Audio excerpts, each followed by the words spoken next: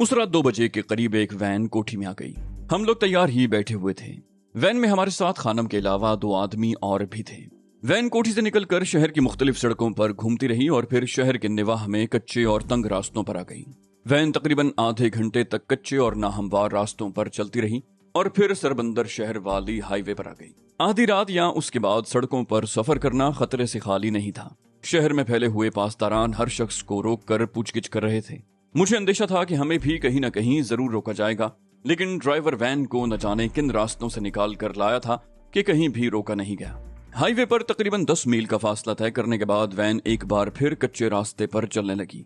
रास्ता कुछ ज्यादा ही नाहमवार था, इसलिए वैन की रफ्तार भी कम थी।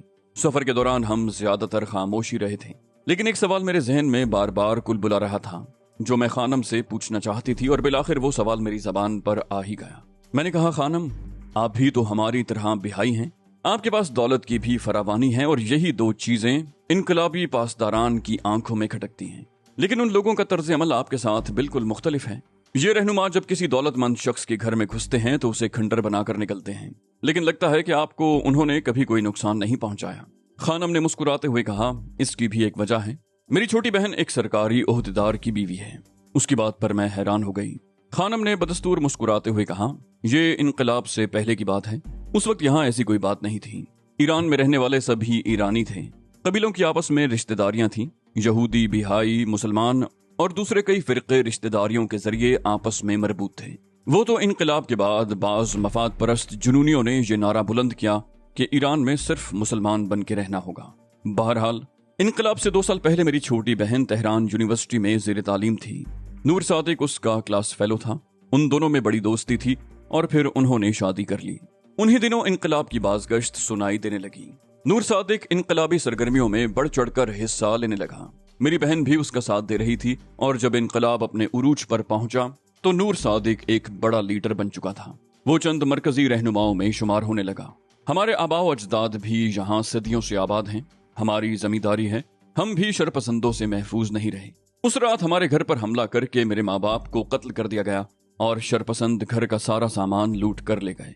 इत्तेफाक से मैं उस रात अपनी एक दोस्त के घर पर थी, इसलिए बच गई। हमारे घर पर शरपसंदों के हमले, लूटमार और मेरे माँ बाप के कत्ल की खबर तेहरान पहुंची। मेरी बहन और नूर सादिक दूसरे ही रोज यहाँ पहुंच गए। नूर सादिक मरकजी रहनुमाओं में से एक था। उसकी हर बात को हुक्म समझा जाता था। उसने यहाँ मेरी जान और इमलाक की हिफाजत का बंदोबस्त कर दिया। मेरी बहन भी चंद रोज यहाँ रहने के बाद तेहरान वापस चली गई। नूर सादिक की वजह से हमें अमान मिल गई। मेरे माँ बाप तो नहीं रहे थे, सब कुछ मुझे संभालना पड़ा। बास दोस्तों ने मेरी मदद भी की। कई साल बाद मैं अपने आप को पूरी तरह संभालने में कामयाब हुई। वो कहते कहते खामोश हो गई। वैन नाहमवार कच्चे रास्तों पर हल्की रफ्तार से चलती रही। कुछ देर बाद खानम फिर बोली, नूर सादिक को अब भी इनकलाबी हुकूमत में मरकजी ओहदा हासिल है और उसकी वजह से मैं भी बची हुई हूँ। लेकिन कभी कभी कोई मजहबी रहनुमा या कमेटी के लोग मुझे परेशान करने की कोशिश करते हैं। जैसे आज उन्हें कहीं से सुनगुन मिल गई कि मैंने तुम दोनों को अपनी कोठी में छुपा रखा है, तो वो दोनों चढ़ दौड़े। लेकिन मैं दावे से कह सकती हूँ कि उन्हें तुमसे ज्यादा उस खजाने की तलाश है जिसके बारे में अखबारात ने बड़ी सनसनीखेज खबरें शाया की हैं। आज सुबह उनकी बातों से भी अंदाजा हो गया था कि उन्हें उन 2 आदमियों के कत्ल का ज्यादा अफसोस नहीं। वो तो तुमसे उस खजाने के बारे में दरियाफ्त करना चाहते हैं। उनके ख्याल में वो खजाना करोड़ों की मालियत का जरूर होगा। उसके खामोश होने पर माँ ने कहा, हकीकत यह है कि हम किसी खजाने के बारे में कुछ भी नहीं जानते। अगर हमारे पास कोई खजाना होता तो हम इस तरह मारी मारी ना फिरती। खानम ने कोई जवाब न दिया। मैं भी खिड़की से बाहर देखने लगी। हमारे साथ वो दोनों आदमी भी खामोश बैठे थे। रास्ता बहुत ही नाहमवार था।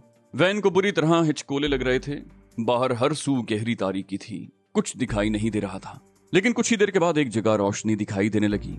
वो इकलौता बल्ब था जो उस वीराने में जल रहा था। वैन उस तरफ मुड़ गई। चंद मिनट के बाद वैन रुक गई और हम नीचे उतर आए।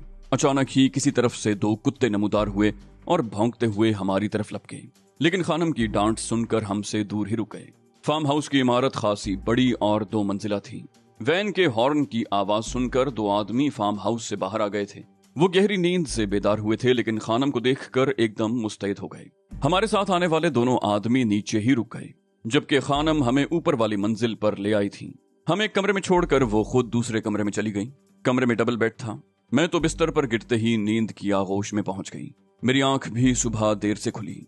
माँ जाग रही थी, उसकी आंखें सुर्ख हो रही थी। उसने रात का बाकी हिस्सा शायद जाग कर ही गुजारा था। मैं मुंह हाथ धोकर माँ के साथ नीचे आ गई, जहाँ खानम नाश्ते पर हमारी मुंतजिर थी। नाश्ते के दौरान खानम ने बारी बारी हम दोनों की तरफ देखा। बोली, तुम लोग चंद रोज यहाँ आराम से रह सकोगी, यहाँ कोई खतरा नहीं है, यहाँ तुम्हें कोई तकलीफ भी नहीं होगी। किसी चीज की जरूरत हो तो सोहराब और रस्की मौजूद हैं, उनसे कह देना। मैं भी दूसरे तीसरे दिन चक्कर लगाती रहूंगी। हालात जैसे ही बेहतर हुए तुम लोगों को यहाँ से भेज दिया जाएगा जहाँ तुम जाना चाहोगी। नाश्ते के थोड़ी देर के बाद खानम वापस चली गई। हमारे साथ आने वाले 2 आदमियों में से एक खानम के साथ चला गया था, जबकि दूसरा वहीं रह गया। वो लंबे कद, भारी भरकम जिस्म का मालिक था। सर गंजा और नाक पिचकी हुई थी। उसके बारे में बाद में पता चला कि वो किसी जमाने में पेशेवर बॉक्सर रह चुका था और उसकी नाक की हड्डी बॉक्सिंग के एक मुकाबले के दौरान ही टूटी थी। खानम के जाने के थोड़ी देर के बाद माँ तो ऊपर वाले कमरे में चली गई और मैं इधर उधर घूमने लगी। रस्की मेरे साथ था। वो मुझे उन लहलहाती फसलों के बारे में बता रहा था जो हर तरफ हद निगाह तक फैली हुई थी। मैं तकरीबन 1 घंटे तक फार्म हाउस के आसपास ही खेतों में घूमती रही और जब वापस आई तो माँ ऊपर की बैल्कनी में खड़ी थी। उसकी आवाज सुनकर मैं ऊपर आ गई। माँ के चेहरे पर बड़ी वहशत थी। मैंने पूछा, क्या हुआ माँ, तुम्हारी तबीयत तो ठीक है ना? वो बोली, वो मूर्ति, आओ मेरे साथ अंदर।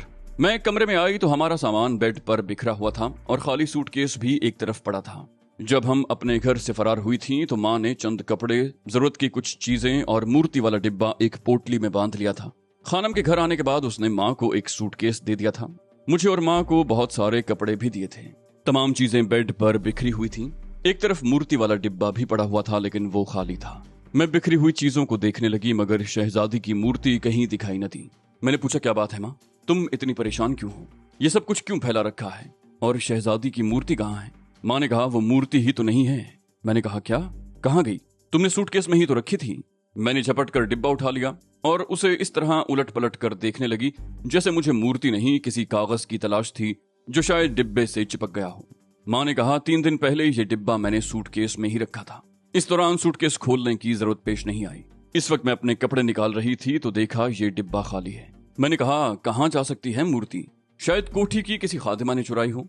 माँ ने कहा, नहीं, कोई खादिमा ऐसी हरकत नहीं कर सकती। हमें विलादत खानम की हमदर्दी महंगी पड़ी। उस मूर्ति से तो मैंने बहुत सी उम्मीदें वाबस्ता कर रखी थी, अब वो भी हाथ से गई। मैंने कहा, आपका मतलब है कि वो मूर्ति खानम ने चुराई होगी? माँ ने गहरा सांस लेते हुए कहा, मैंने तुम्हें पहले ही कहा था कि कोई बिला वजह किसी से हमदर्दी का इजहार नहीं करता। हम पर तो वैसे ही 2 आदमियों के कत्ल का इल्जाम है। हमें पनाह देना तो अपनी मौत को दावत देने के मुतरादिफ है।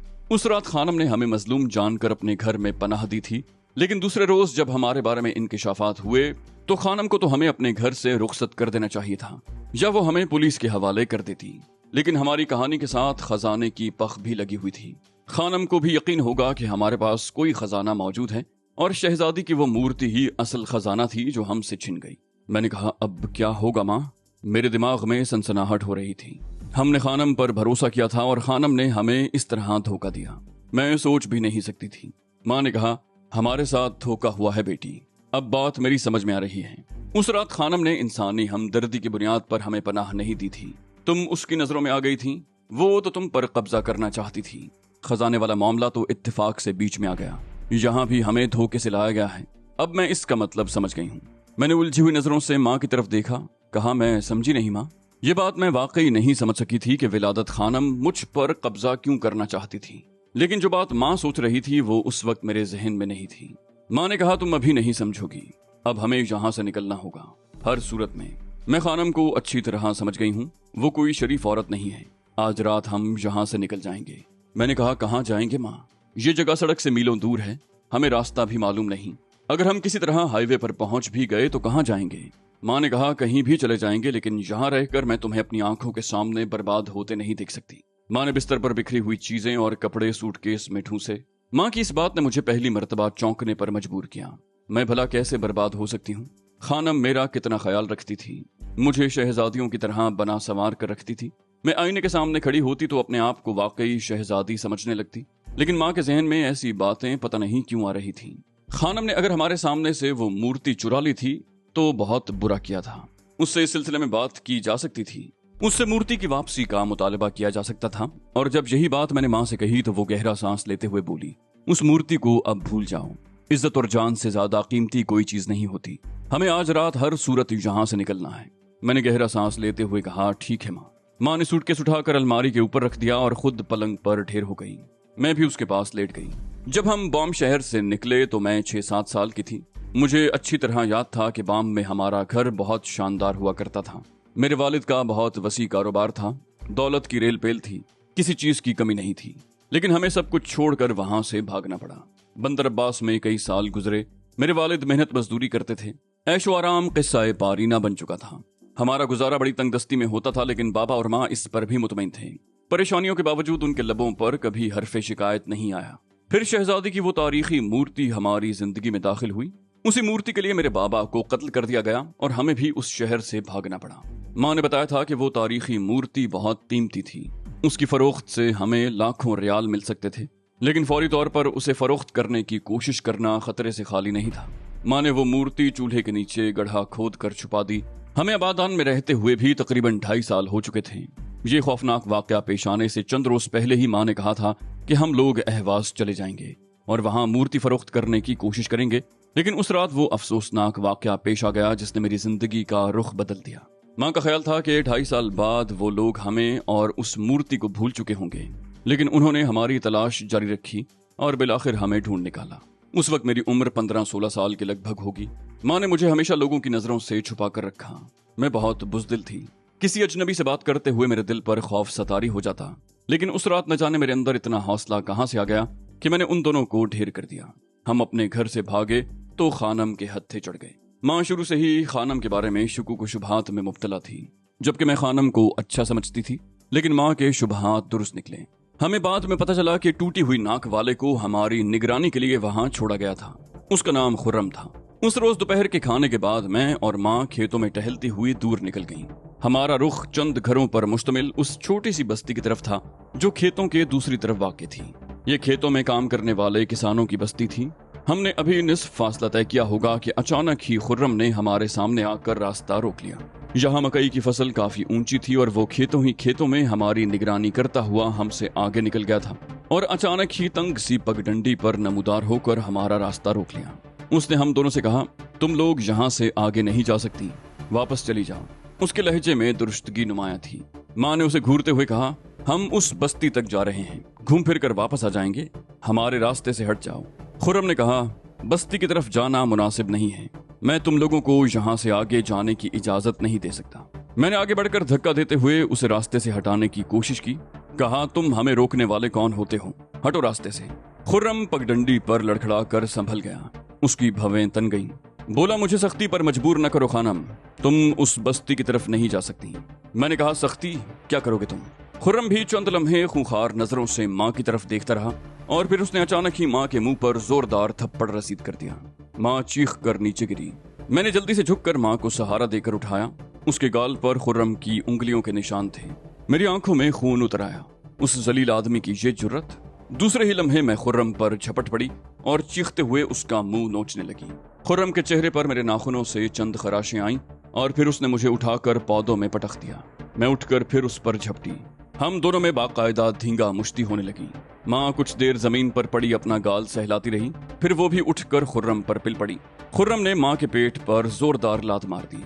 वो चीखती हुई पौधों में गिरी, लेकिन अपनी तकलीफ की परवाह किए बगैर उठकर दोबारा खुर्रम पर झपटी। खुर्रम हट्टा कट्टा बदमाश था और हम दोनों कमजोर औरतें, हम उसका मुकाबला नहीं कर सकती थीं। और फिर रस्की भी हमारी चीखें सुनकर दौड़ता हुआ वहां पहुंच गया।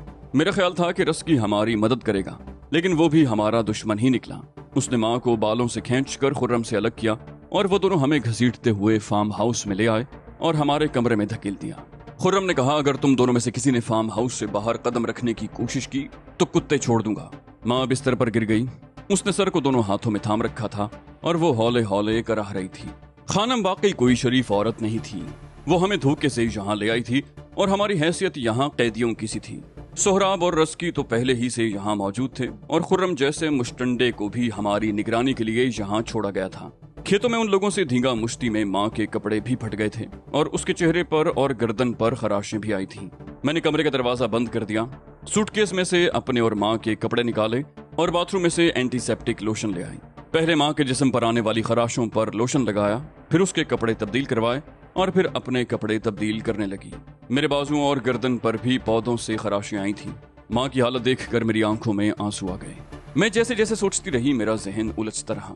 मेरी तो समझ में नहीं आ रहा था कि होगा क्या। माँ ने कहा था कि खानम मुझ पर कब्जा करना चाहती है।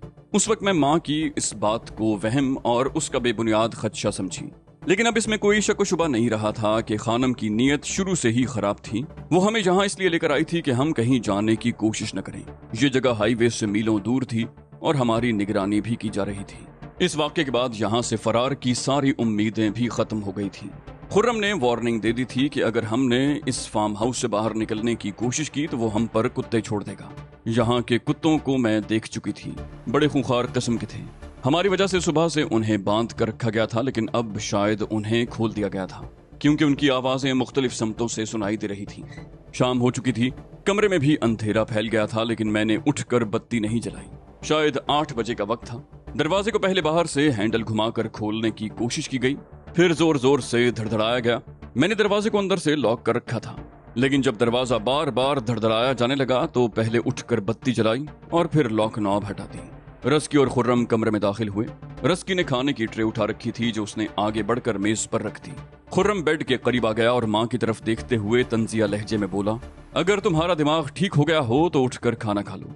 माँ ने उसकी तरफ देखा और फिर बड़ी तेजी से उठ गई। उसके साथ ही उसने बेड साइड टेबल पर रखा हुआ गुलदान उठाकर उस पर हमला कर दिया।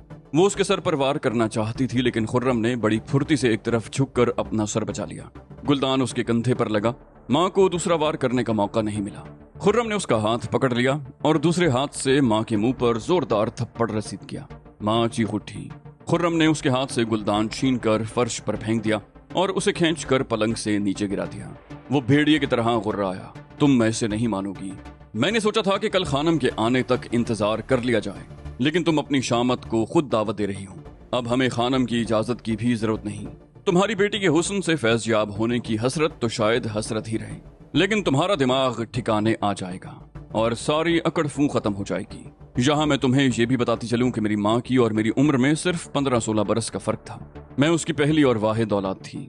वो उस वक्त 20 के लगभग होगी। अक्सर लोग हमें माँ बेटी नहीं बल्कि बहनें ही समझते थे। खुर्रम मेरी माँ को घसीटता हुआ दरवाजे की तरफ ले जा रहा था।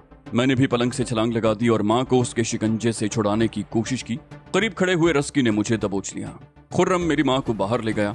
रस्की ने मुझे धक्का देकर पलंग पर गिरा दिया और दौड़कर कमरे से बाहर निकल गया। मैंने भी पलंग से छलांग लगा दी, लेकिन दरवाजा धड़ से बंद हो गया और बाहर से कुंडा लगा दिया गया। मैं दरवाजे पर मुक्के बरसाने लगी। बाहर से माँ की चीखों की आवाज सुनाई दे रही थी। वो दोनों उसे घसीटते हुए ले जा रहे थे। मैं कमरे की अकबी खिड़की की तरफ लपकी, लेकिन खिड़की में मोटी मोटी सलाखें लगी हुई थी। मैं दोबारा दरवाजे की तरफ लपकी। पहले हैंडल घुमाकर दरवाजा खोलने की कोशिश करती रही, फिर मुक्के बरसाने लगी, लेकिन दरवाजे को न खुलना था न खुला। बाहर मेरी माँ की चीखें गूंज रही थीं और कमरे में मैं चिल्ला रही थी, लेकिन हमारी चीखें सुनने वाला कोई नहीं था। बाहर कुछ देर तक माँ की चीखें सुनाई देती रहीं, फिर आवाज मादूम हो गई और मैं भी चीखते चीखते निढाल होकर गिर पड़ी और अपनी बेबसी पर आंसू बहाने लगी। रात को मेरी माँ वापस नहीं आई। मैं रात भर दरवाजे के करीब ही पड़ी रोती रही। मुझे भी किसी ने आकर नहीं पूछा। सुबह भी मैंने अपनी माँ को नहीं देखा। दोपहर 12 बजे के करीब मेरे कमरे का दरवाजा खुला। खुर्रम के साथ खानम को देखकर मैं उछल पड़ी। हम पर यह सारी मुसीबत इसी औरत की वजह से नाजिल हुई थी। न ये हमारे साथ धोखा करती, न हम इस मुसीबत में मुब्तला होते। खानम मेरे सामने खड़ी थी। उसके होंठों पर बड़ी मकरूह मुस्कुराहट थी। हालांकि यही मुस्कुराहट मुझे बहुत अच्छी लगा करती थी, लेकिन अब तो उसे देखकर मेरा खून खौलने लगा। मैंने लपक कर उसे गले से दबोच लिया। कहा, मैं तुम्हें जिंदा नहीं छोड़ूंगी।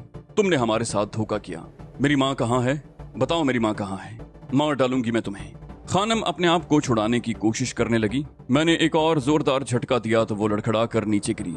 मैं उसके ऊपर लद गई। खुर्रम ने जल्दी से आगे बढ़कर मुझे बाजुओं के हिसार में जकड़ लिया और पीछे खींचने लगा। उसने मुझे उठाकर पलंग पर पटक दिया और मुंह पर 2-3 तमाचे मारे। मैं बुरी तरह चीख उठी। तमाचे बड़े जोरदार थे। मेरा दिमाग झंझना कर रह गया। खानम उठकर खड़ी हो गई थी। उसकी आंखों में खून उतर आया था। वो एक हाथ से गला सहला रही थी। उसका गला सुर्ख हो गया था। अगर मुझे 1 मिनट और मिल जाता तो मैं उसे मार डालती। खानम गुर्राते हुए बोली, इस कुतिया को दूसरे कमरे में ले जाकर बंद करो और भूखा रखो इसे। मेरी एहसानमंद होने की बजाय मुझे मारने की कोशिश कर रही है। मैं इसे वो सबक सिखाऊंगी कि जिंदगी भर याद रखेगी। खुर्रम मुझे घसीटता हुआ एक और कमरे में ले गया, जहां फर्श पर सिंथेटिक कालीन बिछा हुआ था और फर्नीचर नाम की कोई चीज नहीं थी। दरवाजा बंद करके बाहर से ताला लगा दिया गया। उस कमरे में पिछली तरफ एक खिड़की थी जिसमें लोहे की सलाखें लगी हुई थी। मैं कालीन पर पड़ी रोती रही। तकरीबन 2 घंटे के बाद बाहर किसी गाड़ी का इंजन स्टार्ट होने की आवाज आई। मैं उठकर दरवाजे पर घूंसे बरसाने लगी, लेकिन किसी ने इस तरफ तवज्जो नहीं दी। गाड़ी के इंजन की आवाज से अंदाजा लगाया कि वो वहां से रुखसत हो चुकी है। खानम वापस चली गई थी। मैं कालीन पर पड़ी रोती रही और वक्त गुजरता रहा। दोपहर के बाद सूरज फार्म हाउस के अकब की तरफ आ गया, जिससे धूप खिड़की के रास्ते अंदर आने लगी। दोपहर ढल गई, सूरज गुरूब हो रहा था। मैं खिड़की के सामने खड़ी डूबते हुए सूरज को देखती रही। मेरी किस्मत का सूरज गुरूब हो रहा था। सूरज गुरूब होने के बाद कमरे में भी अंधेरा भर गया। मैंने बत्ती जला ली और दीवार के साथ टेक लगाकर बैठ गई। मेरे आंसू रुकने का नाम नहीं ले रहे थे। मैं जब्त की कोशिश करती तो दिल भर रहा था और खुद ब खुद सिसकियां खारिज होने लगती। मैं बार बार माँ के बारे में सोचती रही। पता नहीं उस बेचारी के साथ उन जालिमों ने क्या सुलूक किया था। वो जिंदा भी थी या मैं इससे आगे कुछ नहीं सोचना चाहती थी। रात गहरी होती जा रही थी। मैंने कल दोपहर के बाद कुछ नहीं खाया था और उस वक्त भूख प्यास से मेरी हालत बुरी हो रही थी। भूख तो मैं 2 दिन और बर्दाश्त कर सकती थी, लेकिन प्यास नाकाबिले बर्दाश्त हो रही थी। हलक में कांटे पड़ रहे थे और जबान लकड़ी की तरह सूख गई थी। आधी रात हो चुकी थी। हर तरफ सन्नाटा था। मैं कभी खिड़की के सामने खड़ी होकर तारीक सन्नाटे में घूरने लगती और कभी दीवार के साथ टेक लगाकर बैठ जाती और सिसकियां भरने लगती। प्यास नाकाबिले बर्दाश्त हो गई थी। मैं उठकर दरवाजे पर घूंसे बरसाने लगी। दरवाजे की धड़धड़ाहट और मेरे चीखने की आवाज सुनकर तकरीबन 15 मिनट के बाद राहदारी में कदमों की आवाज सुनाई दी और फिर दरवाजा खुला। रस्की और सोहराब सामने खड़े थे। रस्की और आया, क्या बात है, क्यों चीख रही हो? उसके हाथ में पिस्तौल था। उसके पीछे खड़े हुए सोहराब के हाथों में भी पिस्तौल था।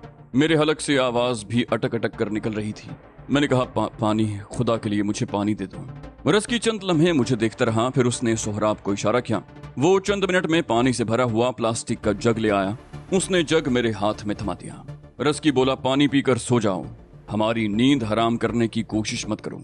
मैंने कहा, मेरी माँ कहाँ है? खुदा के लिए मुझे बता दो, तुम लोगों ने उसके साथ क्या किया? रस्की बोला, उसके साथ वही हुआ है जो होना चाहिए था। अगर तुम्हें अपनी जान अजीज है तो आराम से यहाँ पड़ी रहो। बाहर से ताला लगाए जाने की आवाज सुनाई थी। मैं पीछे हट गई।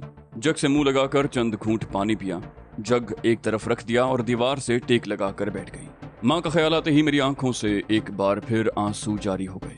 रात की आखिरी पहर मैं सो गई और जब बेदार हुई तो कमरे में दिन की रोशनी फैली हुई थी। मैंने उठकर खिड़की से बाहर देखा। तेज धूप चमक रही थी। मेरा ख्याल है 10 बजे का वक्त होगा। मुझसे ज्यादा देर खड़ा नहीं हुआ गया। फाके का आज तीसरा दिन था।